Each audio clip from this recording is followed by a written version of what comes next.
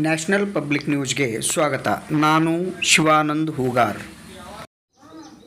ಶ್ರೀ ಕ್ಷೇತ್ರ ಧರ್ಮಸ್ಥಳ ಗ್ರಾಮಾಭಿವೃದ್ಧಿ ಯೋಜನೆಯು ಡಾಕ್ಟರ್ ವೀರೇಂದ್ರ ಹೆಗ್ಗಡೆ, ಡಾಕ್ಟರ್ ಹೇಮಾವತಿ ಹೆಗ್ಗಡೆ ದಂಪತಿಗಳ ಮಾರ್ಗದರ್ಶನದಲ್ಲಿ ಸಮಾಜದಲ್ಲಿ ಕಟ್ಟಕಡೆಯ ವ್ಯಕ್ತಿಯೂ, ಕಡು ಬಡವ, ವೃದ್ಧ ಕುಟುಂಬಗಳು, ಅಸಹಾಯಕರು, ದುರ್ಬಲ ವರ್ಗದವರು, ಬಹಳಷ್ಟು ಕುಟುಂಬಗಳಿಗೆ ಸರಿಯಾದ ಮನೆ ಇಲ್ಲದೆ ಕುಸಿದು ಬಿದ್ದಿರುವ ಗುಡಿಸಲಿನಲ್ಲಿ ಭಯದಿಂದ ಬದುಕುವುದನ್ನು ಗಮನಿಸಿದ ಮಾತೃಶ್ರೀ ಹೇಮಾವತಿ ಹೆಗ್ಗಡೆಯವರು ದುಸ್ಥಿತಿಯಲ್ಲಿರುವ ನಿಜವಾದ ಫಲಾನುಭವಿಗಳನ್ನು ಗುರುತಿಸಿ ವಾತ್ಸಲ್ಯ ಮನೆ ಕಟ್ಟಿಸಿಕೊಡುತ್ತಿದ್ದು ಅತ್ಯಂತ ಪ್ರಶಂಸನೀಯ ಕಾರ್ಯ ಎಂದು ಜನತೆ ಮೆಚ್ಚುಗೆ ವ್ಯಕ್ತಪಡಿಸಿದ್ದಾರೆ.